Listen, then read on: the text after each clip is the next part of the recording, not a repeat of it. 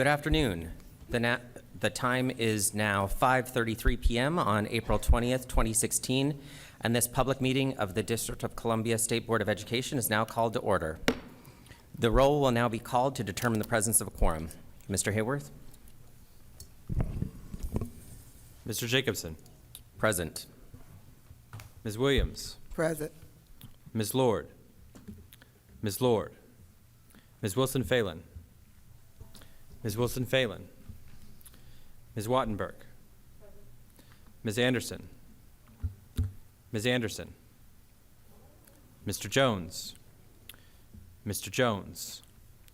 Mr. Whedon? Present. Ms. Jolly? Present. Mr. Contreras? Present. Ms. Whittington? Ms. Whittington? Mr. President, you have a quorum. A quorum has been determined, and the State Board will proceed now with the business portion of our meeting. Colleagues, we have a draft agenda before us. Are there any corrections or additions? There being no corrections, I would entertain a motion to approve the agenda. So moved. Moved by Vice President Williams. Is there a second? Second. Second by Ms. Jolly. Let the record note that Ms. Lord, our at-large member, is in attendance as well. The motion being properly moved and seconded, I ask for the ayes and nays. All in favor, please say aye. Aye. Aye. All opposed? The motion is approved. Next on our agenda is approval of the minutes from the April 6th, 2016 working session. Are there corrections or additions to the minutes? Hearing none, I would entertain a motion to approve the minutes. So moved. Moved by Mr. Whedon. Is there a second? Second. Second by Vice President Williams. The motion being properly moved and seconded, I ask for the yeas and nays. All in favor, please say aye. Aye. Any opposed? The minutes are approved. Good evening. My name is Jack Jacobson, and I'm President and Ward 2 Representative of the State Board of Education. On behalf of the members of the District of Columbia State Board of Education, I want to welcome you, our guests, and our viewing public to our Wednesday, April 20th, 2016 public meeting. The State Board holds its regularly scheduled meetings on the third Wednesday of every month here in the old council chambers at 441 4th Street Northwest. The members of the State Board of Education welcome your participation and your support in our efforts to improve education in our nation's capital. Tonight's agenda includes a vote on new health education standards. The revision process for these standards began almost 2 years ago and is very close to my heart. I have spoken before about my personal experiences with bullies, mental health issues, and other health-related issues while growing up, and I am convinced that these new standards will help district students and prevent many of these students' pain and suffering. We will also be hearing from two fantastic organizations, Achieve, Inc. and the Education Trust, on graduation requirements. The State Board and OSSE have committed to completing a review of the district's graduation requirements within this calendar year. Our panel discussion tonight will help provide context for that ongoing dialogue. We'll begin tonight with public witnesses. The State Board welcomes public participation in activities under our authority. At every public meeting, we begin with testimony from public witnesses on education-related matters. If you are a member of the public and would like to speak at future public meetings, please contact our staff at SBOE@dc.gov or by calling 202-741-0888. Is Ms. Marilyn Holmes here? Terrific. Ms. Holmes from Total Sunshine, please come down. You'll have 3 minutes.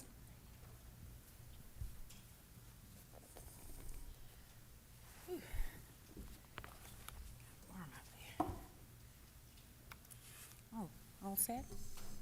Well, good evening. It's great to be back here once again to share the information that we have with Total Sunshine and our support for our DC top graduates citywide. I'm the executive director and founder of Total Sunshine, Inc. It's a DC nonprofit, 501c3, and we have been serving the community and our students for the last 16 years. It's quite a task. I was running, so excuse me if I'm a little out of breath. I wanted to make sure that I got here, and I'm working an ambulance tonight, Lord help me. But this is super important to me. I'm gonna make sure that I make sure these young people have laptops for college. Total Sunshine is embarking on our 8th annual school grade reward ceremony. It's going to be June 23rd This is actually the flyer that you probably will see floating around. We've been sending these save the dates out to everyone, and everyone is invited to come out and applaud these young people, but not only to applaud them, to support them with tech tools. Now, everyone knows that when you go to college, you need a laptop. And Total Sunshine, it's part of our mission to support students. And in this support, we want to make sure that these young people have the tools that they need.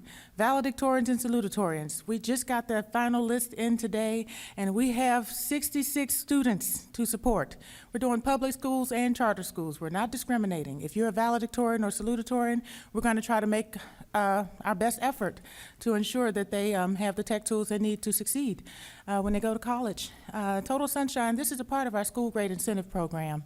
And with this program, we do anti-violence life coping seminars and skills seminars in schools. We do anti-bullying things. We basically, if the kids are on the wrong track, we try to turn them around to the right track. And if they're on the right track, we do our best to support them there. And our school grade incentive program facilitates our annual reward ceremony. Now, Thursday, June 23rd, 2016 is going to be an exciting day. I work tirelessly with this, and so does our team, but we're always in need of more help. And so I implore anyone within the sound of my voice that's here or that can hear me, please feel free to get in contact with us about our school grade incentive program. www.totalsunshine.org. That's our website. You can see all of the wonderful work we've been doing in the community there. You can email me directly at info@totalsunshine.org or call the Sunshine Line. It's 202-575-0462. I cannot remind you enough that this is a momentous event, and these young people are always happy and smiling. I always bring a picture of one of our former reward ceremonies, but this is a picture of our 2013 top graduates. They all have Total Sunshine bags with tech tools in them, ready to take them on to college and do more great things, and hopefully bring this brightness back to the city and contribute even further. Now, I know there's a lot of people that are proud of our top graduates, and I am absolutely one of them. I don't have any children that are in DC public schools, but when it comes down to it, this is our village, and it's up to each of us to do everything we can to support these young people. And I have totally taken on this mission. As a paramedic in the city, I have seen a lot, and too many times young people go down the wrong path and there's not any barrier.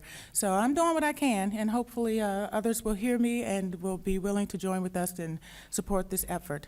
We're still looking for a location. I'm hopeful that we're going to get a great confirmation this week, and I'll be keeping everyone updated. So feel free, get in touch with us, Total Sunshine.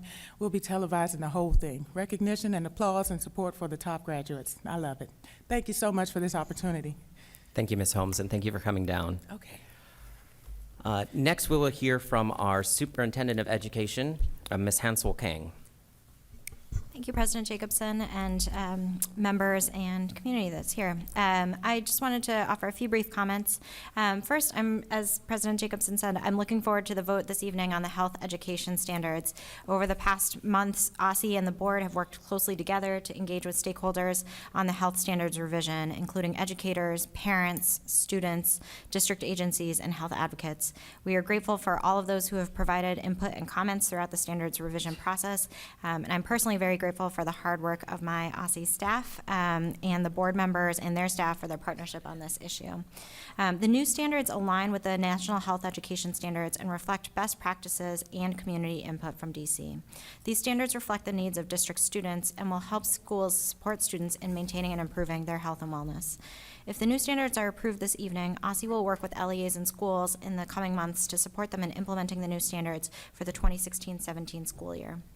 I'm also looking forward to the panel on high school graduation requirements and hearing from our experts. OSSI and the board are committed to reviewing these requirements this year, and we'll be engaging in ongoing dialogue to ensure that our graduation requirements best meet the needs of DC students.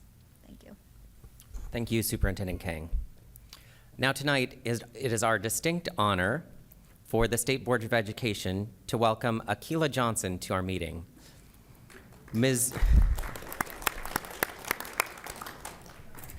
Ms. Johnson is the very first District of Columbia winner of the Doodle for Google contest. I'd like to turn to Joe Whedon, my colleague from Ward 6, where Ms. Johnson attends Eastern High School, for any comments he has and to read into the record a ceremonial resolution. Mr. Whedon? Thank you. I'd just like to say thank you for your work at school. Principal Scarrett for being here tonight, and all the Eastern students. You are an example to us all. I think when we see the news about our high school students, far too often it's the negative that we see. Students not graduating, trouble in the community. We don't see enough of this. Students being celebrated for their success, for their efforts, for their dedication, and for that I thank you. So with that, I'll read into the record the resolution. Ceremonial Resolution 16-1, honoring Akilah Johnson, winner of the Doodle for Google competition. Whereas the Doodle for Google contest invited submissions of artwork to adorn the front page of Google.com and received over 100,000 entries from 50 states, the District of Columbia, Puerto Rico, and Guam. Whereas Akilah Johnson, a 10th grade student at Eastern Senior High School in Ward 6, was chosen as the sole winner of the What Makes Me Me theme contest for her design, My Afrocentric Life. Whereas Miss Johnson's artwork depicts the symbol of life, the African continent, the Eye of Horus, the word power, a woman's fist, the District of Columbia flag, and prominent African Americans. Whereas Miss Johnson sought to inspire others and explore childhood themes and reflections on society. Whereas Miss Johnson was encouraged to pursue art by her teachers, Baba Camara at Roots Public Charter School and Zalika Perkins at Eastern Senior High School. Whereas Miss Johnson was invited to Google headquarters to meet other professional artists in March 2016. And whereas Miss Johnson's achievement earned her a $30,000 scholarship and also provided her high school with a $50,000 grant towards the establishment and improvement of a computer lab or technology program. Now, therefore, it be resolved that the District of Columbia State Board of Education recognizes and honors Akilah Johnson for her creative excellence, inspiring artwork, and contribution to the District of Columbia.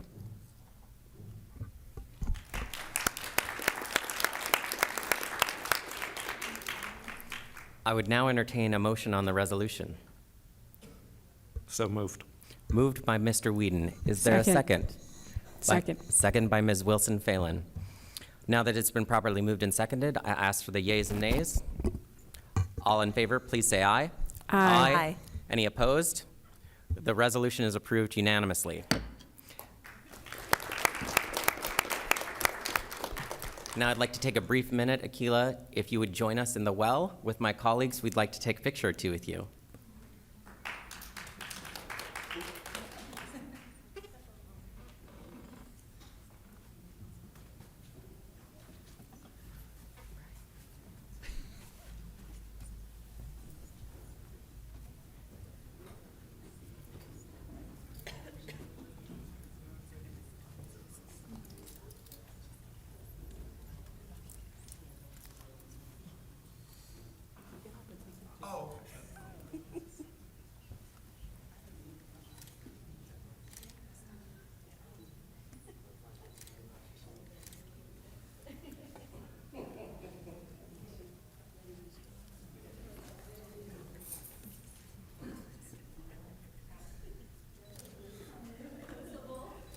Everybody smile.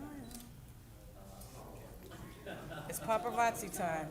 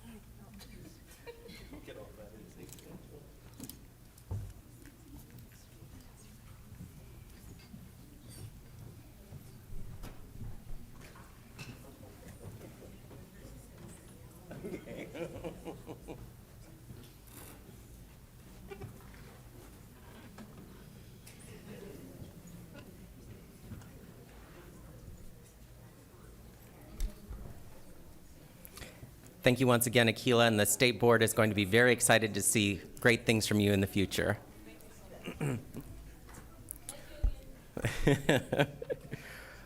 We're now going to move on to a vote on health education standards. The health education standards currently in use in the District of Columbia were approved by this board in December 2007. To put things into perspective, the iPhone was also introduced in 2007. With the increased prevalence of technology and access to social media, it is imperative that we update the skills our students are learning to better protect them and, more importantly, to empower them to make better decisions throughout their lifetimes. The standards before us today have been reorganized into broad grade bands to provide teachers with greater flexibility and students with broader and more in-depth information. The standards are divided into 8 strands that provide an overarching context of what students should know in 6 categories: mental and emotional health, safety skills, human body and personal health, disease prevention, alcohol, tobacco, and other drugs. I want to express my deep thanks to Donna Anthony and her new baby who are here tonight, especially for this vote, and Yair Inspector and the entire Division of Health and Wellness at OSSI, and to the outstanding advocates like the Young Women's Project for their dedication in seeing this process through. I also want to personally thank our Superintendent of Education for working with us on this to get these standards done. It is clear that we would not be here without all of this hard work. Members, we have a resolution before us today that will approve the health education standards as proposed by OSSI. Mr. Hayworth, would you read the resolution? State Board of Education Resolution to approve the Health Education Standards, SR 16-4. Whereas District of Columbia law requires State Board of Education approval and regular review of academic standards. Whereas health plays a key role in learning and much has changed since the current health education standards were adopted by the State Board of Education in December 2007. Whereas the current health education standards do not provide the district students with comprehensive education on bullying, mental health, sexual health, nutrition, and other items. Whereas data from the 2012 DC Youth Risk Behavior Survey demonstrates a need for health standards that addresses the needs of our students in areas such as nutrition, mental and emotional health, violence and safety, and sexual health. Whereas the proposed health education standards focus more on skills students can use to make healthy choices and teach students how to advocate for themselves and their community. Whereas the proposed health education standards were developed after a rigorous and lengthy process begun by the State Board of Education almost 2 years ago and included significant public involvement, including District of Columbia students and teachers through a working group, town hall meeting, and a public comment period. Whereas the proposed standards emphasize self-advocacy and empower District of Columbia students with the skills and knowledge necessary to combat peer pressure, bullying, and other negative influences.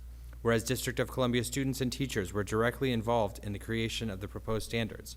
Whereas the Office of the State Superintendent requested that schools field test several priority standards for the remainder of the school year and will provide information from that field test to the State Board after the school year ends. Whereas the whereas the State Board of Education heard testimony on July 15th, 2015, January 20th, 2016, and March 16th, 2016 regarding the proposed health standards. Whereas the Office of the State Superintendent of Education's Division of Health and Wellness aligned the new standards with the National Health Education Standards and is field testing assessment of the new standards through the Health and Physical Education Assessment, formerly known as DC-CAS Health. Whereas the proposed standards are arranged by grade bands, allowing for greater flexibility in implementation and are organized by reporting categories that are used in the health and physical education assessment. Whereas the proposed standards will provide some of the most robust instruction in personal, mental, and emotional health in the country. And whereas for the first time, students in the District of Columbia will be empowered in the ownership of their own health by learning skills related to combating social pressure, bullying, discrimination, and other brutal experiences. Now therefore be it resolved that on April 20th, 2016, the State Board advises that the State Superintendent adopt the health education standards as proposed in this resolution. Thank you, Mr. Hayworth. Is there a motion on the resolution? So moved. Moved by Vice President Williams. Is there a Second. second by Ms. Lord, our at-large member? A motion to approve the resolution has been properly moved and seconded. Is there discussion or amendments on the resolution? Ms. Lord, and then Mr. Contreras.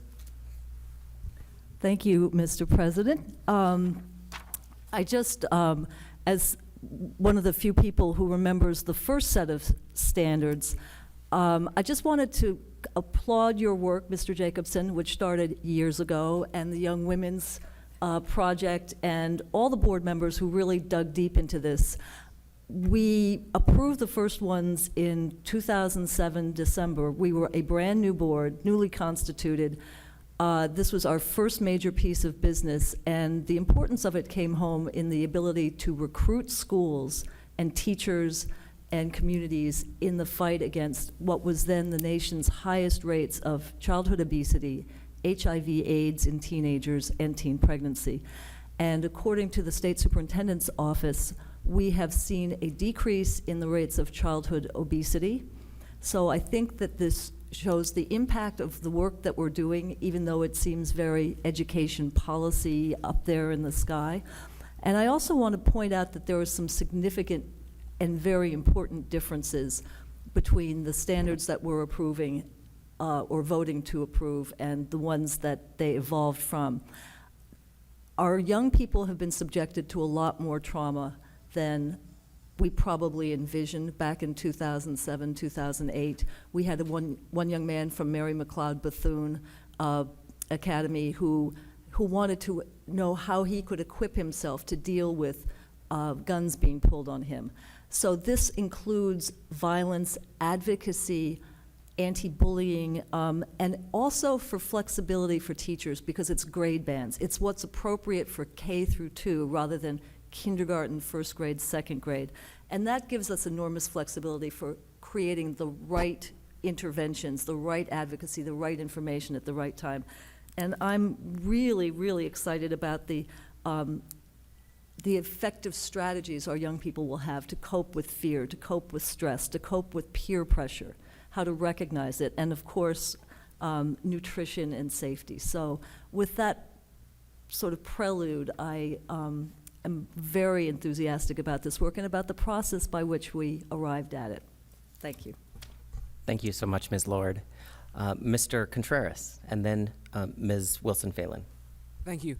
I'd like to thank the board and in particular President Jacobson for using this venue as an opportunity to bring the DC student community further into education policy. A lot of the topics we dealt with in terms of health standards are uncomfortable, and a lot of times adults and teenagers don't talk about them with another to find common ground and things that need to change for the safety and the well-being of the student community. So I applaud this board for taking the step in bringing that voice into having a substantive role in changing policy. But then beyond that, I'd also like to thank all of the students who used that opportunity, especially from the Young Women's Project and the Student Advisory Committee, and took an active role in their education and in their community and worked to change these policies for the better, because I do think these are some of the most important standards to have in place that have the most direct impact on students' lives and their emotional and social well-being. So I would like to thank everyone who did take steps to change those for the better, and I hope the board takes steps tonight to recognize that input. Thank you. Thank you so much, Mr. Contreras. Ms. Wilson-Phelan. I just want to echo the sentiment of the comments before in terms of feeling that this process was quite thorough and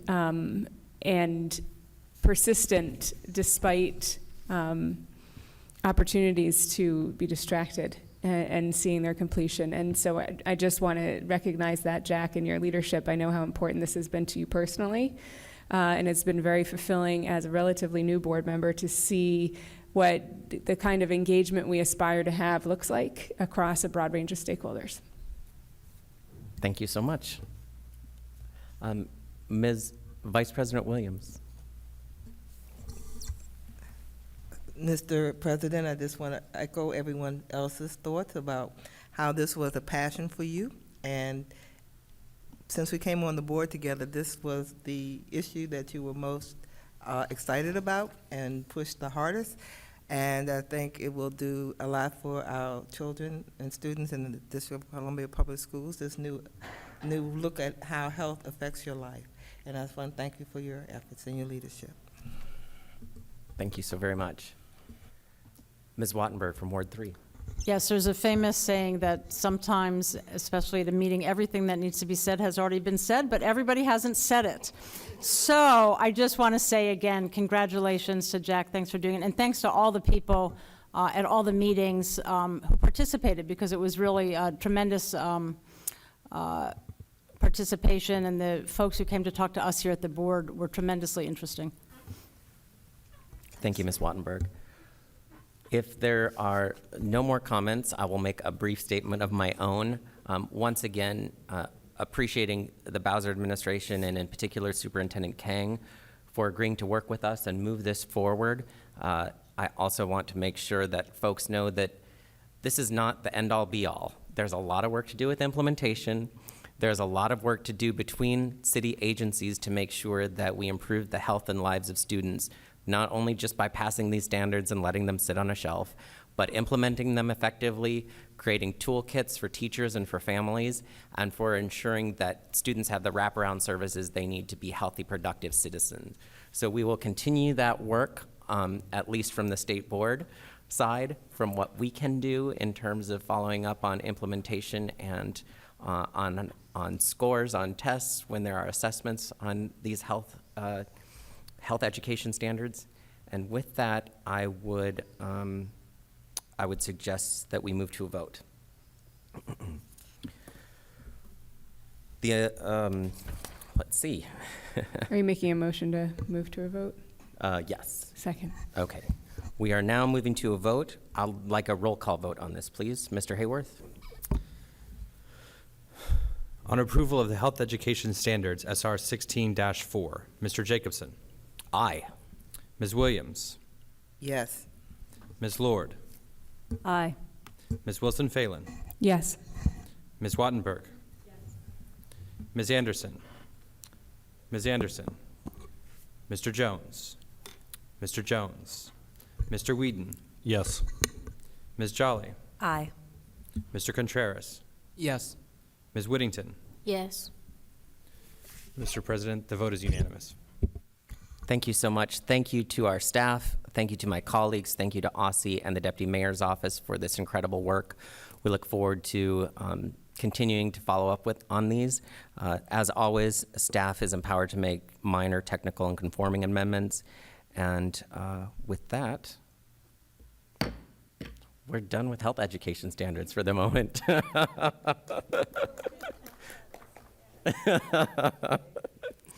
We're now going to move on to our review of graduation requirements. That is going to be led by our at-large member, Ms. Lord. We are joined tonight by representatives from two organizations with deep experience in bettering education outcomes, the Education Trust and Achieve, Inc.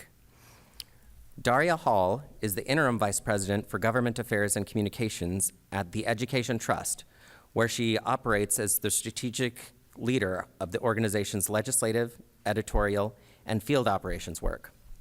She previously served as the organization's director of K-12 policy development, where she advanced Ed Trust's K-12 policy agenda. Marie O'Hara is the associate director for state policy and implementation support at Achieve, Inc., where she manages their 50-state survey, which will be 51 states, I hope, at some point, and report researching state policy adoption and implementation efforts in aligning standards, graduation requirements, assessments, data, and accountability systems with demand of college and careers. Ms. Hall and Ms. O'Hara, thank you for joining us here tonight. Ms. Hall, would you like to begin? There is, you'll each have, is 5 minutes sufficient? Absolutely. Okay, we're gonna put 5 minutes on the clock. It works just like a stoplight. Green, you're good. Yellow, we're getting to the end. And red, we'd like you to wrap up. And then we'll have questions from board members. Thanks for the opportunity to be here. I'm Daria Hall with the Education Trust, and we're a national nonprofit advocacy organization located here in DC.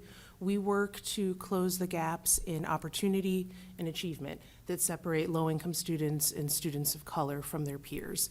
And my role here this evening is really to provide a national perspective on what we know from the data is going on about kind of high school course completion. And specifically, I've been asked to talk about a report that our organization recently released called Meandering Toward Graduation. So let me give you just a little bit of information about what we did.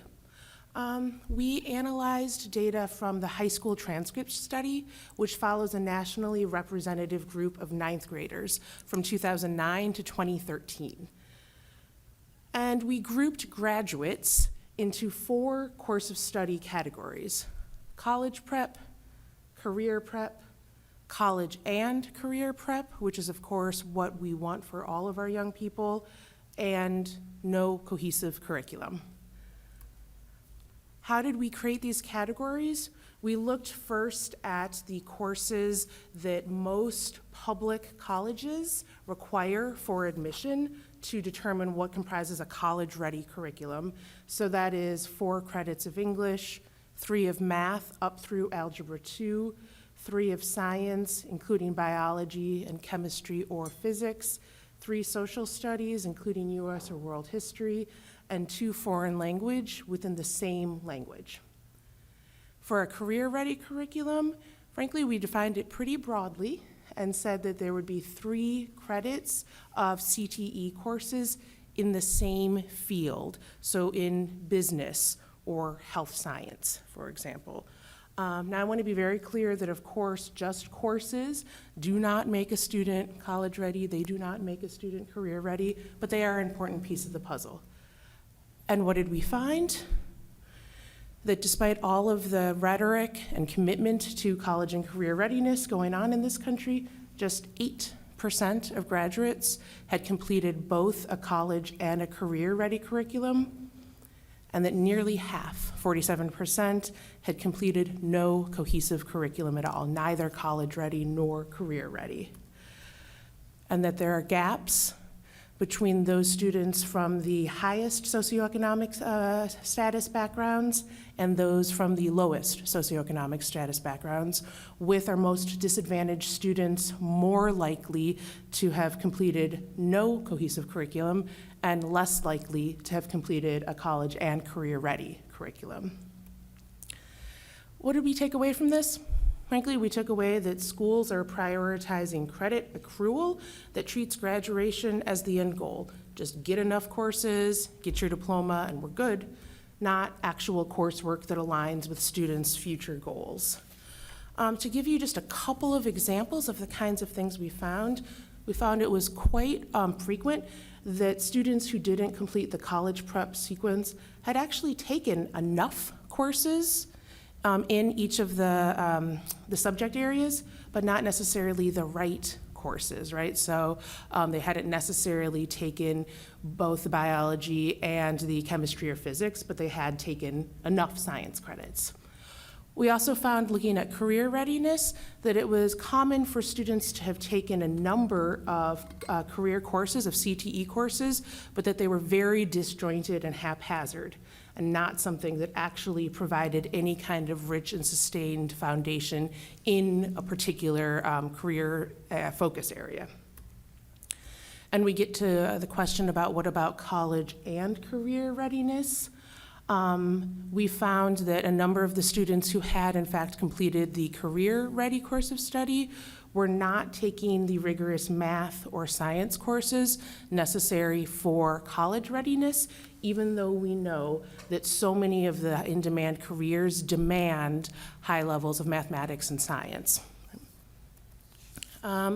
We also found that failures and course withdrawals are a really big obstacle. This is telling us that it's not simply that young people aren't enrolling in the courses. They're struggling, they're not getting the help that they need, they fail the course, or they withdraw the course, and far too often they're told, don't worry about it, you can take it again next year, but that slows down students' trajectories, and oftentimes they're just not able to make up that ground. We found too that simply being in a course isn't enough. When you look at grades, we know that not all the students who actually took the courses were getting even kind of a minimum grade, so we looked at an average of a 2.5 GPA as a proxy for mastery of the content, a rough proxy, I'll be clear, and found that across the board, 61% of graduates nationwide either hadn't taken a college and career-ready curriculum or hadn't mastered it on the basis of that 2.5 GPA. And let me just end by saying that these numbers represent a huge missed opportunity because across the board, these graduates, despite what of the career or the course categories they were in, said they wanted to go on and complete at least a certificate or an associate's degree, many of them a bachelor's or beyond, right? So even of those students who took no cohesive curriculum that would prepare them for neither college nor career, over 75% said, I want to go on to some sort of post-secondary training. That is a missed opportunity of kind of potential and desire. It also, frankly, speaks to the kind of advising that these young people are getting if, in their junior year, which is when they reported these aspirations, they are not on track to take the college and career-ready course of study, but they say, yeah, I want to go on and get that post-secondary credential. With that, I think my time is up, so I will hand it over to Marie. Thank you so much, Ms. Hall. Ms. O'Hara? Thank you. Thank you to the DC State Board for this opportunity. We're thrilled to be able to share some information as you start down this path of reviewing graduation requirements in the next year or so. My organization, Achieve, if you're not familiar, we're an independent, nonpartisan, nonprofit education reform organization located here in DC as well. We, since 1996, have been working with states to raise academic standards, graduation requirements, improve assessments, as well as data and accountability systems.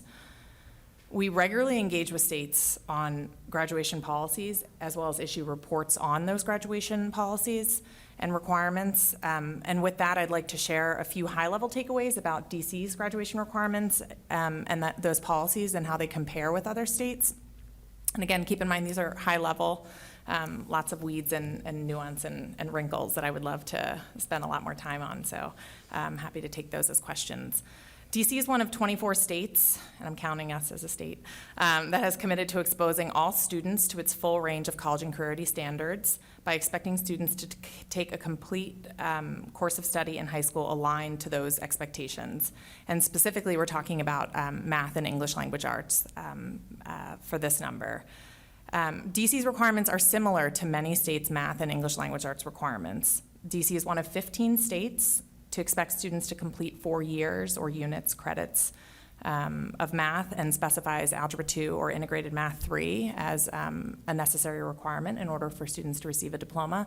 DC as well is one of DC and almost all states require students to complete 4 years of English courses before graduation in order to earn a diploma. Of course, as Daria was indicating, having some of the right policies in place is necessary to ensure that students graduate academically prepared. However, it goes without saying that these aren't going to be enough and that implementation really does matter.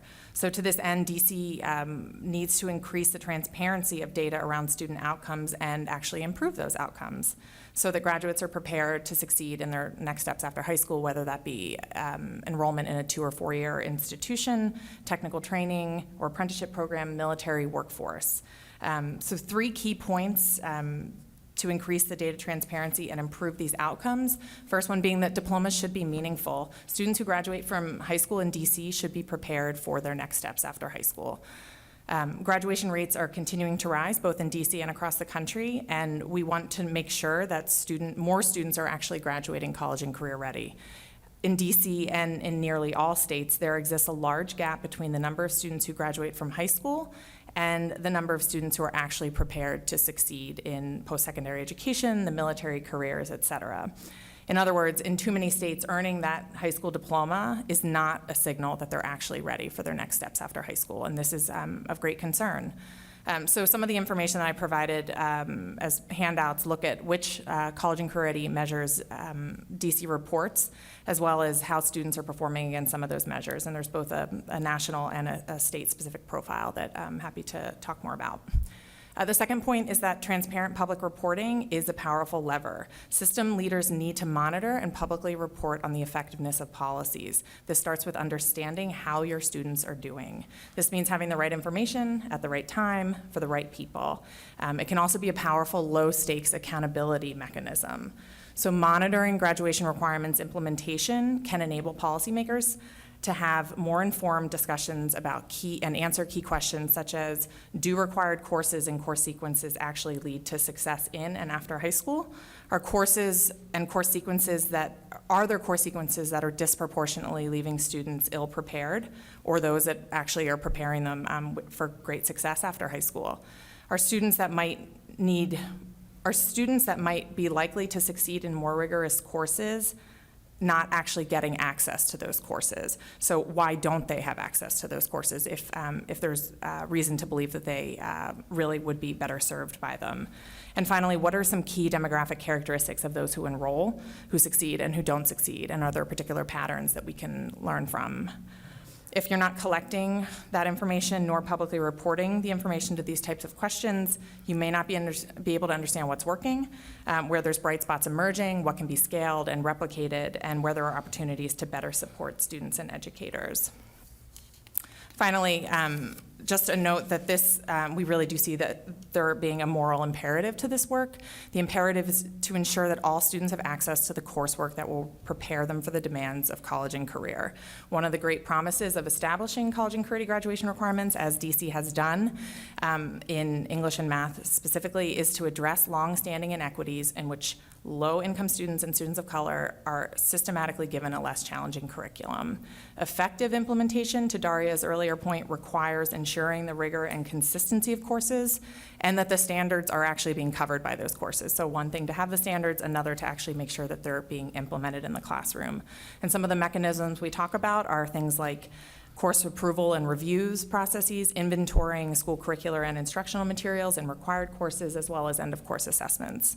Finally, as states and DC create these routes to graduation, the question remains whether they actually lead someplace for the student.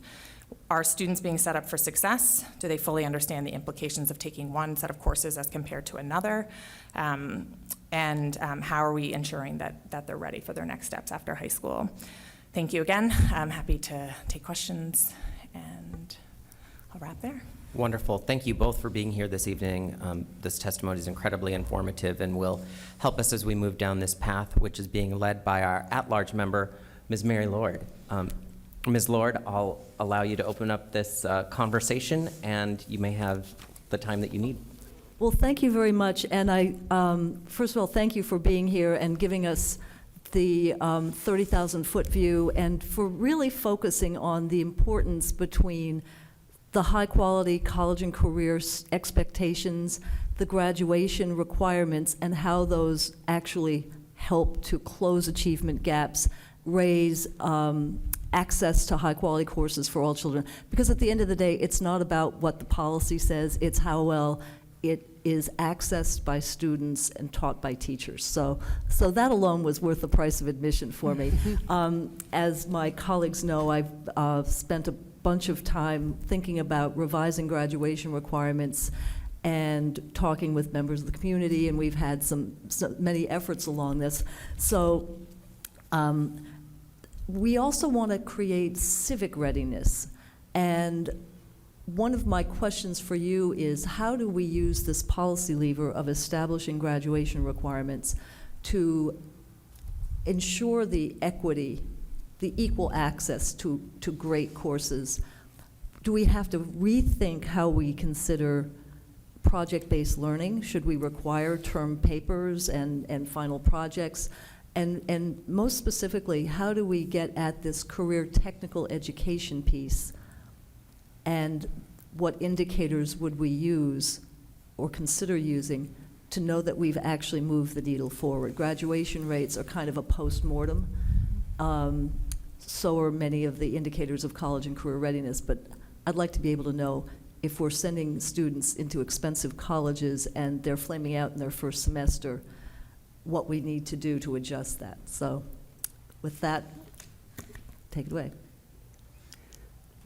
You want to start? Sure. So I think that there are a number of things to kind of consider, right? When you talked about the equal access and course requirements as promoting equity, I genuinely believe that having kind of common and consistent course requirements is one of the most important things that any kind of policy-making board like this can do to ensure kind of equity for young people, to kind of create that common experience and say, this is the expectation of college and career readiness. This is the expectation for, DC students. So I really applaud you for doing that. Of course, though, then you raise really important questions about the implementation. How do we make sure that they're, actually getting the content and not just the seat time? And there are a number of different ways that that can happen. It could be through project-based learning. It could be through a more kind of traditional classroom. I would say the one thing that never varies, depending, regardless of what kind of delivery mechanism you're talking about, is the importance of a strong, well-supported teacher who's leading that instruction, whatever format the instruction takes place in. So to ensure that teachers truly have a strong grasp of the content itself, have the ongoing support that they need, the embedded professional development, the ability to collaborate with peers, the opportunity to benchmark with peers, right? I know that DC has been doing some really exciting and interesting work on anchor assignments to give educators an opportunity to really check in and see, is the work that I'm requiring really up to standard, and how does it benchmark with others? So I would really encourage you to continue to think about the work of preparing and supporting strong teachers, in particular ensuring that those strongest teachers are with the students who most need them, the students who are at most risk of, I'm not talking about flaming out in college, but flaming out in high school, right? So making sure that there's every incentive for, strong teachers to be teaching the 9th grade math course, not necessarily the kind of elite 12th grade, calculus course. We know that there's a lot of kind of incentives and structures in place where it's oftentimes the strongest teachers teaching the students who have already progressed really far academically. And I think turning that around is one very important thing to think about. I'm just going to jump in there. It Please. Sounds like that we're not talking just about graduation requirements, but also seeing how our teacher certification and licensing rules either support or don't support what you were just saying about prepared and Absolutely. supported teachers. Yep. And teacher placement and support and all of that, right? Making sure that high quality instruction is there. The other thing you had asked about kind of, CTE, and, we know that so many of the kind of jobs that are high growth, high demand require post-secondary training, right? That there is not a big distinction between college readiness and career readiness. I would ask, as you think about how to make sure that those kind of the CTE sequences are well developed, making sure to really engage the business community in those conversations, right? What is it that the jobs that are in demand require? How do we make sure that those skills are embedded within the courses that young people are taking? And also just remember, we hear a lot of pushback when we talk about the imperative of college and career readiness, and people say, no, there's just not enough time in the, in the schedule to do both. Well, according to at least our national analysis, the average high school graduate gets about 26 credits. You can complete at least the college and career ready course sequence that we defined in 18 credits, both. And that still leaves time for elective and kind of exploration of other courses that young people are interested in. So I would kind of encourage you to keep that in mind too.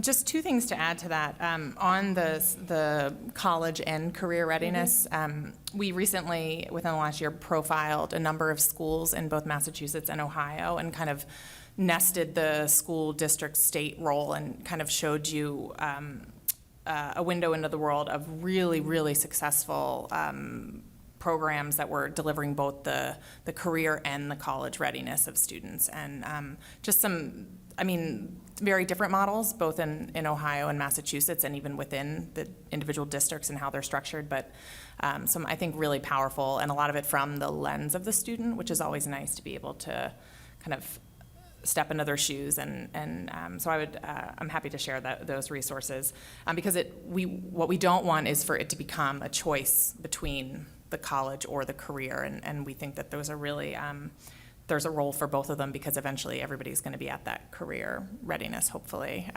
or engaged in a career.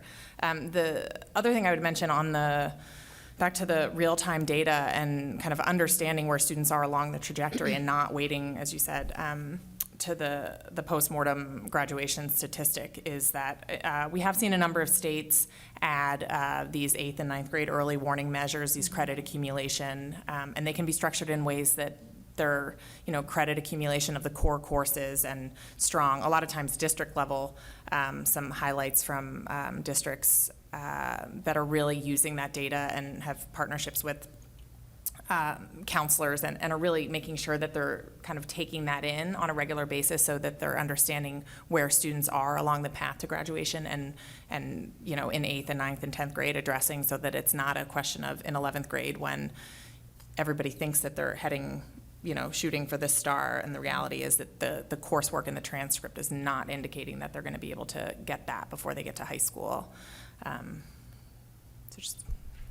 Thank you so much. Additional questions? Ms. Wilson-Phelan from Ward 1. Thank you. I wanted to hear a little bit more about your word choice around cohesive, because I just don't understand. That didn't seem to fit with what you were talking about. Let's start there, but I have other questions. Sure.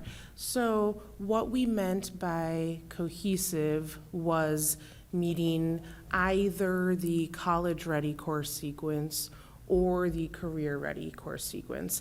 And the students who fell into that no cohesive curriculum had done neither. They were graduates. They had taken enough courses to get the diploma, but the diploma did not add up to either the college-ready requirements, and again, we defined that based on the kinds of courses that colleges are most likely to require for admission, or career readiness, which again was loosely defined as just 3 CTE courses within a career field. Okay. And then I was curious about why you thought college and career paired is ideal. Honestly, because taking 3 high school courses in the same field, if you are planning to go to college and explore what your career pathway should be, I'm not sure I would advise a student to do that. So I think that giving students and young people kind of exposure to high quality CTE helps them to begin that career exploration even earlier on. I want to underscore the high quality CTE, not the kind of random and haphazard and frankly low levels CTE that we know is too common nationwide. That's something that the research really bears out. But if there is kind of a focus on these, if we want to consider a career in health sciences and integrating both kind of your regular science courses and additional science courses that are related, that gives young people exposure. And that's something that we think is particularly important. We also know that in the national conversation, frankly, we talk a whole lot about college and career readiness. We know better how to define college readiness because there is that kind of college benchmark, that the conversation about career readiness can get so watered down and so level that we think it's important to actually start talking about what high quality looks like, so that we can't say that anything that's not college ready is career ready.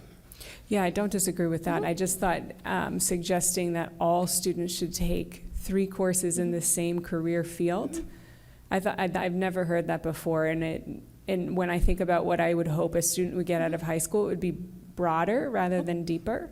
And I think about our own graduation requirements, where students have very limited space to take electives, and so suggesting that they should take 3 in the same field. I don't know if I would recommend that. The other, I don't know if I wouldn't. It's a new thought. And the other question I had, if you look at the table that you shared with regard to what equals career ready, those our high school graduation requirements today far surpass those requirements. But to your point, many of our students are graduating completely ill-prepared to take the next steps. So you could say we do have a cohesive set of graduation requirements, but I don't know if they're allowing the amount of depth that's required for students to truly master the material in order to be prepared for the next step, whether that's college or something else. And furthermore, that the reality is the vast majority of our public high school students come in at least 2 grade levels behind when they enter high school. And so I don't know if either of you have looked at states that have tried to address the reality, or urban, it would probably be more like an urban comparison, but the reality of where their high school students truly are today as they think about modernizing their approach to graduation. And whether you have any thoughts to share about what other states might have tried. So for example, I know in Philadelphia, their competency-based high schools actually allow a catch-up component and the acknowledgement of that many of their students enter well behind where they need to be to have something, a future that's valuable out of their high school diploma. And so I just wondered if you had any other examples. So I absolutely agree, right? If young people are coming in far behind, we can't just ignore that, right? I think that one of the things that we see too often, and I would just really guard and recommend against, is thinking about kind of taking, remediating students, meaning slowing them down, right? To really slow down and catch up and kind of build the skills that they need, as opposed to meeting the students where they are, but knowing that we need instruction that accelerates them so that they can catch up to grade level expectations and then keep up on those grade level expectations. So in terms of what kinds of practices can help support that, I think that the early warning indicators really contribute to that, knowing before students come into 9th grade, who are the students that we need to support? Can we do a pre kind of the beginning of 9th grade kind of academy, right? Particularly in, mathematics, if that's where students are, struggling, to really do some of that skill development so that students can hopefully hit the ground running, or at least a little bit further ahead. That's something that we know some districts in California, including San Diego and others, have been experimenting with. Yeah, it struck me as I was doing some prep for this about, we always benchmark DC as a state, because we hope soon, But to your point about the benchmarking against the big urbans that are, and the work that they're doing, which I don't have a lot of depth of expertise in. I focus much more on state specific policy and implementation, but certainly happy to dig around some and see what we can surface. I do know, one of the dangers with the idea of the credit recovery and some of the other additional kind of more flexible measures out there is ensuring that rigor is still there, and you're not just kind of giving a pass and then what for the student who receives a diploma but is still arguably ill-prepared for their next steps. I did want to also flag, just back on the career ready piece, that we spent a lot of time looking outside of just courses, but 2 years ago worked with an organization that is now called Advanced CTE to take a look at all state and including DC, the career readiness measures that states were publicly reporting, as well as including in their accountability system. So that was back in May of 2014, and we're working on an update to that, which will be out, should be out in May 2016, and that will take a new, fresh look at what and how states are including. I think we've got about 25 different types of career ready measures. So everything from things like dual enrollment to completion of a program of study, CT pathway, industry recognized credentials, completion of specific career and technical ed courses, really kinds of apprenticeships and work-based learning and things that really span the gamut on how you could arrive at career readiness that may be worth taking a look at.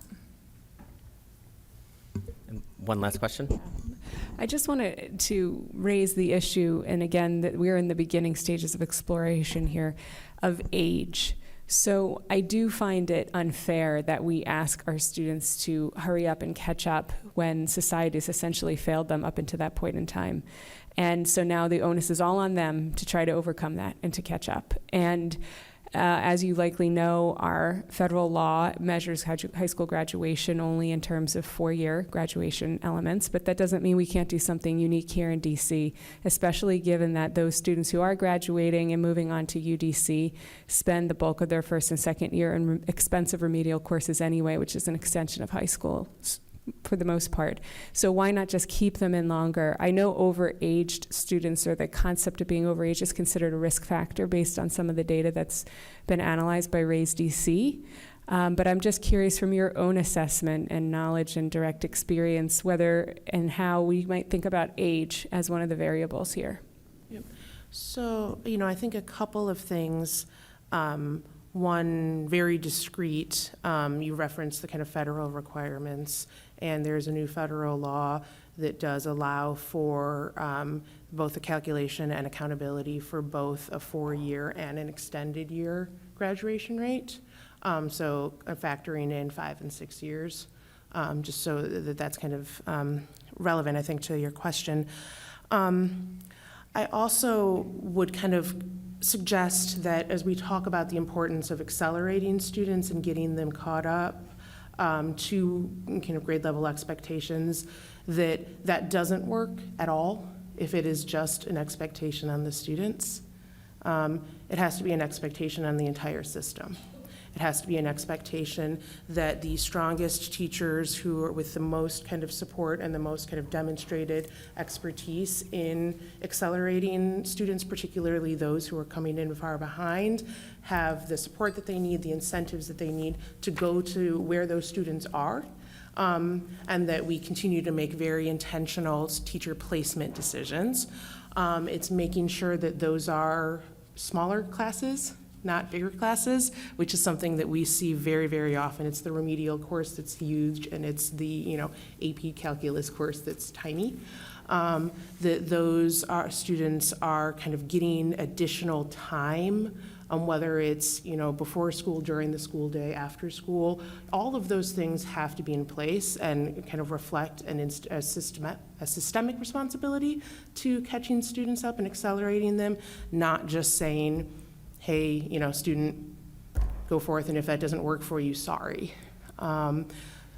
So that's how I would think about it, more so, frankly, than kind of thinking about changing or using age as a variable. I would think about it as what is the systemic response to ensuring that all of the resources and all of our systems are aligned to identifying those students who we know are most kind of at need and at risk of either dropping out or not getting the kind of high school experience that they need, and changing those patterns with decisions about staffing, decisions about time, decisions about money. Okay, I understand, Ms. Hall, you may have a stop soon. I do. I can stay for a little while longer, Okay. but yeah. We'd appreciate it if you Okay. could, but when you need to go, you can go. I appreciate that. Thank you. You're welcome. We'll turn to Ms. Wattenberg from Ward 3, and then Ms. Whittington, our student representative. Thanks. Excuse me. First, I don't want to go into this now, but I want to share Board Member Phelan's skepticism on the career tech. I also am curious for another time to sort of explore why this would make sense, because the career tech sequences are going to be very specific, and maybe somebody doesn't want to go into healthcare, they don't want to go into computers. So I'm also leery about that. Okay. But I want to sort of pick up where you were about how to improve the courses and connect that to some of the other stuff that Ms. Phelan and others have said. So we do have an issue in this city. So as you've noticed, we have very high requirements And you mentioned that we're one of 15 that sort of meet the college career ready sequence in both English and math.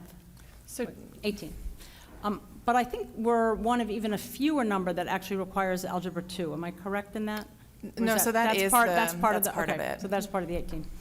So here's my question. So as noted, a huge proportion of our kids are entering 9th grade, multiple grades behind in reading and math. I don't want to have to go back through that again. And then there's the speed up factor, which we've heard of. There's also this push to move them quickly into more difficult math classes. And part of that we've actually just addressed through a task force that we had in a new regulation that won't require 9th graders to take Algebra 1. They'll have a year to sort of catch their skills up. But still, in all of our courses, there's such a push to get kids through these high-level courses and to graduate. Somebody mentioned credit recovery. And we hear a lot from teachers in particular, and also kids, that the learning isn't what you'd think it would be based on the course title. So there's this issue of how do you balance getting kids into these courses with the complicated course title and getting that course work to be the same versus putting them in a class where they're going to get what they need. And I totally appreciate what you're saying, which is the goal is to accelerate, not to remediate. But again, to go back to some of the stuff we've been working on, part of accelerating is you got to backfill. I mean, in all these subjects, they are to some extent sequential, and you can't just move quickly. You also have to backfill, which is more time. And all the accountability is on the name of the course and on the pace. And so I'm very interested in what you were saying about how you can look inside the course, maybe through, I forget what word you used, but you could compare maybe assignments or sort of part of what makes a course is that it has a certain level of rigor to it, that it reaches the standards. Can you talk a little bit more about that and how people actually do that? Or is that an idea? Does it exist? So in terms of anchor assignments, right, so having kind of consistent assignments that are assigned to all students in a particular subject and grade, if I'm not mistaken, that's something that DCPS has been doing some of? It's part of what DCPS is trying to do in its curriculum with its cornerstone curriculum. Right. And I don't want to speak for DCPS, but I think it's the curriculum more than it is knowing what the students are returning in terms of the assignments. And I might be wrong on that, but at the state level in terms of the graduation requirement, that's not part of it. Okay. So, and then I think kind of there are ways to consider, right? How do we build in signals of whether students are truly kind of being exposed to and mastering the course content, not just taking the course and getting the fancy name, or as you said, right? That's one of the reasons for assessment, right? Is to, truly show whether students have actually mastered the course content. And an assessment can be objective, it can be consistent across a state, right? So that all young people who are in biology are taking a consistent assessment and we can really get that benchmarking. It can be high quality. I know that's not always the case, but it can be, right? So that's one of the ways, right? It's how people think about AP and IB, right? It's that kind of rigorous exam at the end of the course that really is the kind of signal of did students not just sit in the course, but actually master the content. And that's a signal that we know kind of post-secondary takes very seriously. So I think that that's one way to consider it, right? And you can think about how, if those are end-of-year assessments, if those are kind of interim along the way assessments. There's a lot of different kind of options for actually administering them. And I would just add to that this idea of the student work being an important and critical reflection of where the expectations that are being demanded of students. There's definitely a lot more chatter out there, I would say, than there has been in the past about figuring out a way to really get inside the black box of what's happening in a non, big A accountability, but rather to really understand where is this happening really well, where rigor is being maintained and a high bar is being expected of students, and what are the specific student work pieces that we should be seeing that would be demonstrative of that high level of rigor. I know that Tennessee in particular springs to mind, as I don't know that much about what they've done, but I do know that their commissioner was speaking about it at an annual meeting that we hosted in December. And I know that there was a number of other states that were really taken by this idea of having that feedback loop. As well, my organization has developed a student work protocol that it's trying to get at that understanding of the student work piece. And so I'm happy to follow up with additional information, but it's that, I think you're absolutely right to be on that. Well, and I guess I'm also trying to get at the tension here, which is, if you really could look at the work and therefore make it so just the name of the course doesn't count, insofar as kids are entering these courses super far behind, I think the course is going to have a hard time showing the rigorous work, Right. because if they're doing a good job as teachers, they'll be trying to lead kids there, but that's not what the work will be, because they'll be doing the backfilling. So I guess part of it is, how do you resolve the tension between wanting kids to get through this high sequence of courses beyond just the name, and recognizing that they're entering, in many cases, so far behind. And I know part of the answer is to say, well, we need to accelerate them, and I agree with that. And I appreciate your saying that the way to do that, and I really think this is right, that the way you have to do that is with more resources. It is with the smaller classes and with the teachers who are really good at working with these kids, that just sort of having the requirements itself only takes us so far. So if you want to comment more on that. But I guess it's that tension that I'm trying to figure out. So, we have these very high requirements, and I think we're all very proud of it, but I think we're also very aware that to some extent they're a name only, and how do we resolve that? And then after the witness's answer, we'll move to Ms. Whittington. So again, I think that the resources, is far and away the most important thing to consider. I also think thinking about how time is used within schools, right, and really doing kind of a deep look at master schedules. Are students, truly taking are we taking advantage of all of the time that students are in schools, particularly for the students who need that acceleration? We don't have a moment to waste, so we should make sure that, they're not in courses that they don't need, that are repetitive, right? Because we may need that time to do the kind of backfilling, as you suggest, so that they can then be ready to take and succeed in the rigorous courses. We've had the opportunity to look at a number of high school transcripts, specifically in California, and it is astonishing how much time gets wasted on kids taking courses that they've taken before, right? And that really gets to advising and counseling, and actually just the course placement within schools. Thank you. Ms. Whittington, and then Mr. Whedon. Okay, I have a question for Ms. Daria.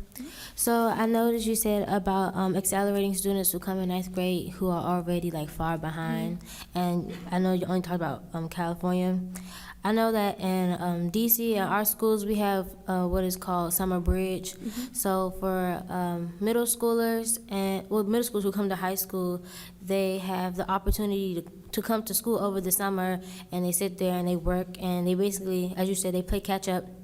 And I don't know about all the small classes and things, because it's only ninth. Well, in my school, it would be 8th and 7th graders coming in as potential 8th and 9th graders that will do work. And we also have summer school, so summer school is separate from summer bridge. So for kids who are already on track, and everyone takes an entry test for reading and mathematics, and if you pass your entry test, then you will go to summer bridge. But if you haven't, then you go to summer school, which is where they play catch up. But for many kids, if you come in ninth grade on a fourth grade reading level, it's only so much that teachers can do. Like, I know that we're here to, like, for students and teachers and faculty to help the students get to where they need to be, but the students also have to help themselves. So it can't just be everybody depends on the student or everybody depends on the teacher. Like, it has to be even for both. So I understand, like, you have to have good teachers can only do so much, and it can only be small classes, but we have to, like, hold them accountable because this is their education. Because if these people leave, all they have is themselves to learn by themselves. That is all. I couldn't agree more. I absolutely agree, and I really appreciate that. And I think that holding students kind of accountable for their own success requires being really honest with them about, look, like these are the courses that you need to take. Here's why you need to take them, because this is what you're going to need when you get out, past high school, into college, into the military, into the workforce. Being really honest with young people about what they need, being really honest about where they are, right? Not sugarcoating if they're far behind, but saying, okay, you're behind. What are we together, teacher, student, going to do about that? And so that gets to, the honesty of the system.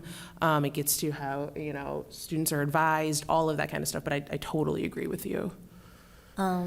Because I know that some schools, like, they'll come in, and for kids who are not on the proper reading level, they'll come in and they'll do, like, a diagnostics test where they do, like, vocabulary and make sure they know all the words for themselves. But it's not, like, I don't feel like that's accurate, because anybody could pass a test, like, ask you to spell a few words, even if you are not on grade level, because I don't think the tests are accurate to what they're trying to prove. So I think that instead of, like, telling them, like, what they should take and what they need to do, I think somebody needs to, like, genuinely, like, sit down with the student and, like let them know, like, if they're far behind and they're not on track for graduation, which is the goal, even though career readiness and college readiness is more important, I think we need to, like, sit down and let these students know, like, if you're not seriously prepared for college or you're not seriously prepared for the world outside of school, then they should be aware of that. Because if they go out here and they're trying to get a job where they can't read what their application is, then there's a problem, and then they'll be like, oh, well, it's the school system, Right. Thank you so much, Ms. Whittington. Mr. Whedon, and then Mr. Whedon. Thank you. I think a lot of my initial questions were covered in your responses to Ms. Wilson-Phelan and Ms. Wattenberg, but I just kind of want to reiterate a couple of things. The statement that really struck me came from Ms. O'Hara when you said, earning a diploma is not always an indicator that students are ready for what comes next. And I think that's really, really prevalent here in the district. Just last year, we had a celebration in District of Columbia Public Schools of a graduation rate reaching 70% in a school. Yet when we look at the PARCC results for that school from last year, no students were proficient in either English or math in that school. When we look at the employment rates of DC high school graduates, they're atrocious. I've seen studies where they approach 25, 30% of those with a high school degree can't get a job. And as Ms. Wilson-Phelan pointed out, many of our students who go on to college, many go to UDC, and often that's a remedial education. So I think we need to be really, really cognizant as we start looking at graduation requirements that we also have to look at the students and their readiness before they enter high school, looking back as far as fourth grade, are they reading on grade level, but really focusing on the middle schools, both in the academics, but also some of those behavioral issues, attendance, family participation, and looking at indicators around there as we start looking towards graduation and ultimate student success, however we define that. The question that you haven't really addressed yet, or you touched upon, and I promised my daughter who is taking PARCC this week that I would say something about the amount of testing in our schools. So Malia, that's for you. You said something about having rigorous end of course assessments, and that could be testing, that could be other measures. in an environment where, my 11-year-old has complained daily about the number of tests, not just this week, but for the last few weeks as we've been approaching Park, how do we balance that effort to have these strong assessments that can be citywide and ensure that we're having the same standards in all our schools versus this need for the hands-on education, the experiences that help shape well-rounded students? So I'll take a first crack at that. Thank you for the question. It's certainly something that we hear, and unless you never turn on a TV or open a newspaper, we're seeing across the U.S. is this idea of really a lot of pushback to over-testing, and some of the recent reports that have come out that look individually at states or within districts find that there is a lot of unnecessary testing that's not well aligned to neither the instruction that students receive in class nor the standards that the state has adopted for students to meet as evidence of them being ready for their next step. And so we've been involved in both state and district and more local initiatives to do an inventory of sorts of what's happening, and it's meant to be a process and a reflective and a really digging deep to try to better understand why some of the assessments are happening. And a lot of times it could be legacy, it could be it could be tied to something, a curricular suite that was many moons ago and is still on some shelves, and folks hold things near and dear and it's hard to let go. But so I would say that the goal of a highly rigorous and well-aligned end-of-course assessment or end-of-year assessment is that it is seamlessly embedded within instruction, and then there's not a disruption that's occurring for a teacher to stop teaching the standards and focus on test prep, right? Like this is the goal of the system, is that you wouldn't know because it is in service of better instruction is why there is a need to have that check on the system. And certainly the moving forward, that is hopefully, better information on a more timely basis and really reflects what's happening in the classroom and where students are and aren't meeting standards, and more diagnostic in nature, and so that people really have the information they need, teachers in particular, so that they can make different instructional choices or support choices and intervene where necessary, so that it's not that chunk of time where you feel like you're not focusing on the learning that, but.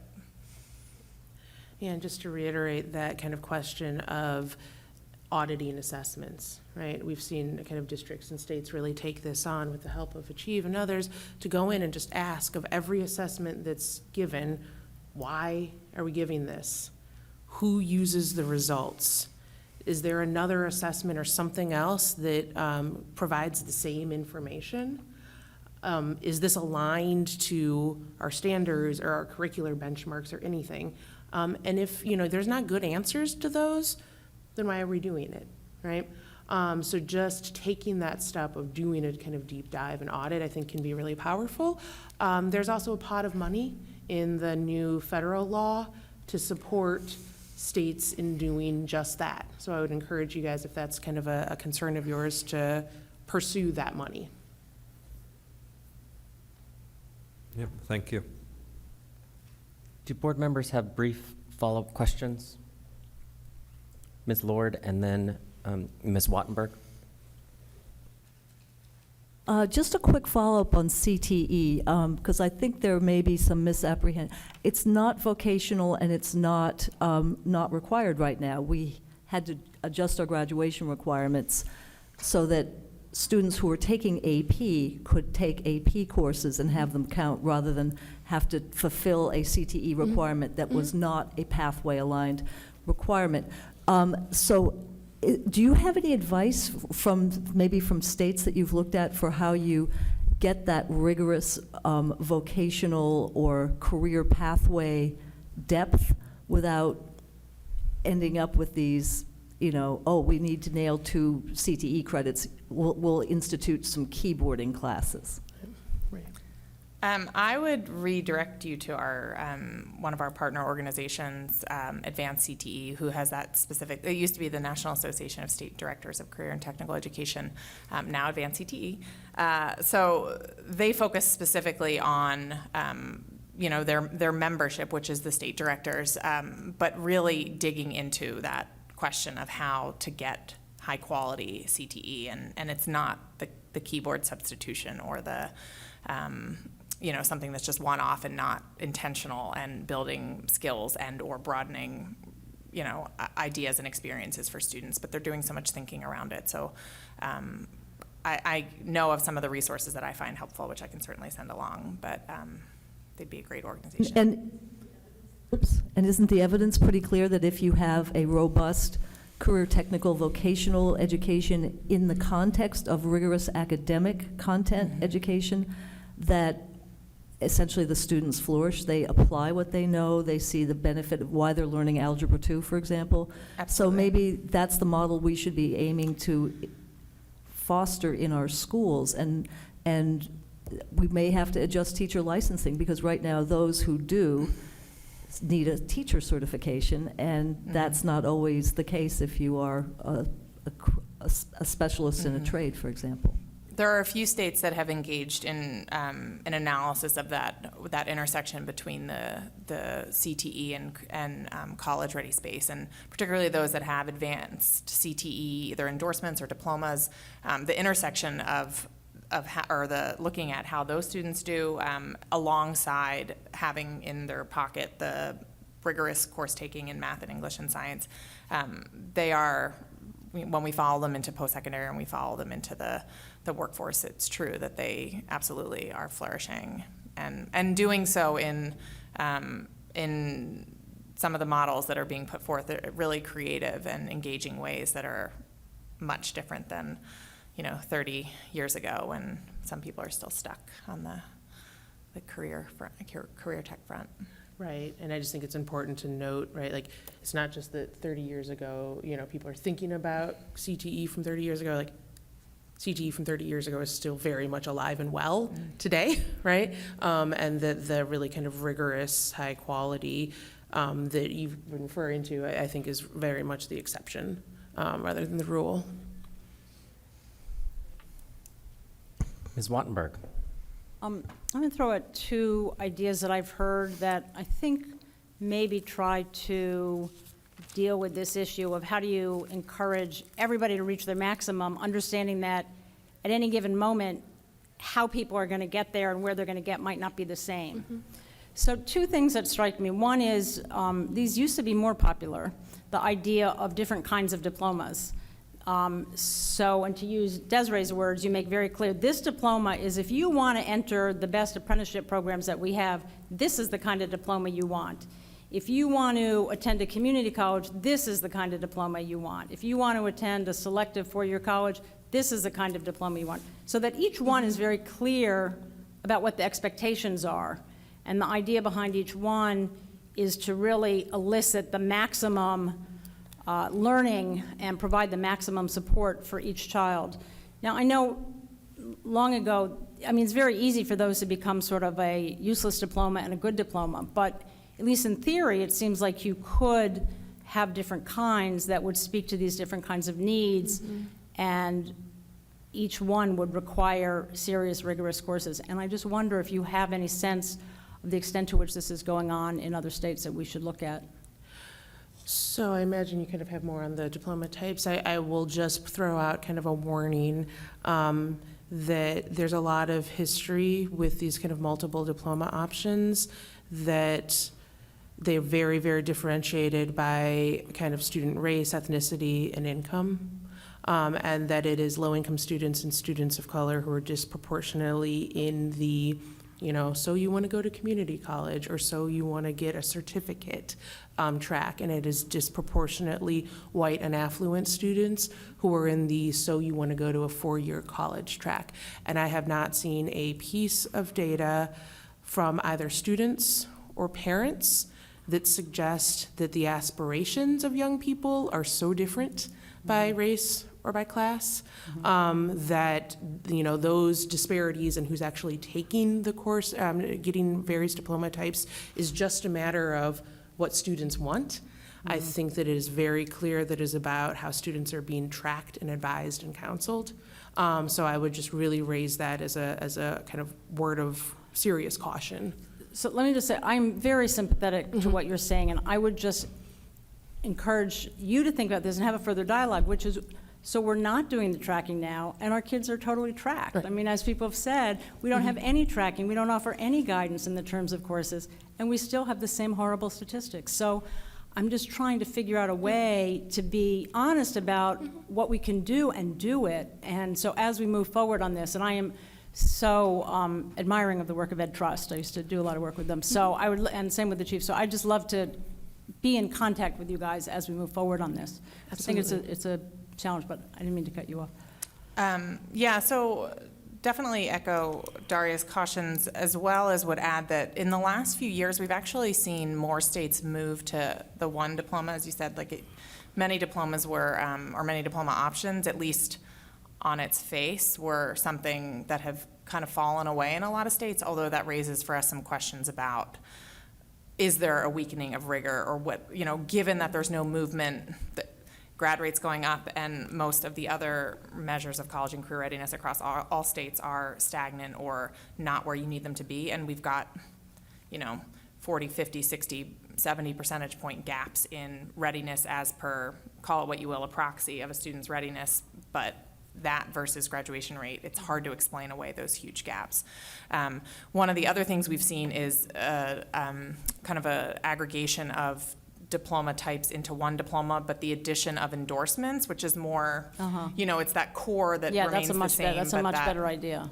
But then that recognizes and in some ways gets opportunity for the differentiation and the continued, depending on how your data system and everything is set up, that allows for some ability to dig in and look at the courses. I've also seen in some states that have multiple options or endorsements who want to continue to maintain that expectation that students meet, this bar, but have some, a safety net or have another way for students to get across the finish line. They've built in checks in their accountability system so that, for instance, in one state, it's been the case that if a certain percentage of students within a district or school are meeting the lowest level, so basically opting out of that, the default set of expectations, which is the college and career ready diploma. If too many are going into a lower track, then there is, it affects the overall school's accountability score. So there's kind of some, there's a few different things that some states have done to try to put a check on the system. I don't know how effective they are, but just would definitely welcome additional conversations on it. Thank you so much. With that, I just have a brief question. Could either of you speak to districts that might have implemented or required personal financial literacy, and whether that is a useful tool for students to have as they exit high school and enter the real world? Do either of you have any experience with that? I don't. No? I can give you a list of states that have it. It's pretty new, so on the effectiveness, Not a lot of data it's hard to on get that. it, yeah. But there's a lot of chatter for sure around financial literacy, or at least in legislatures. I'm not sure how much those actually make their way into regulation or policy, but we have information on which states have done something, which could be a starting point. I'd really love to see that. Absolutely. I think one of the takeaways for me on this dialogue is the importance of electives and flexibility. So I don't know that I'm really interested in making more requirements on the graduation requirements, because we're very restrictive right now in DC. I think 20 and a half of our credit hours are prescribed. But it's something that I think would have been helpful for me as I went off to college with no personal financial literacy experience and a checkbook and a bunch of loans. So with that, I'm gonna thank you so much on behalf of the board for spending so much time with us this evening. We appreciate any follow-up that members have. And if you have additional materials that you'd like to provide us, we'd certainly love to look at that. So thank you so very much. Thank you. Thanks for the opportunity. Appreciate it. Our pleasure. As we wrap up, do board members have brief statements or events that they'd care to mention before we close down? Then with that, I would entertain a motion to adjourn. So moved. Moved by Ms. Wilson Phelan. Is there a second? Second. Second by Mr. Whedon. All in favor, say aye. Aye. Any opposed? And we're adjourned.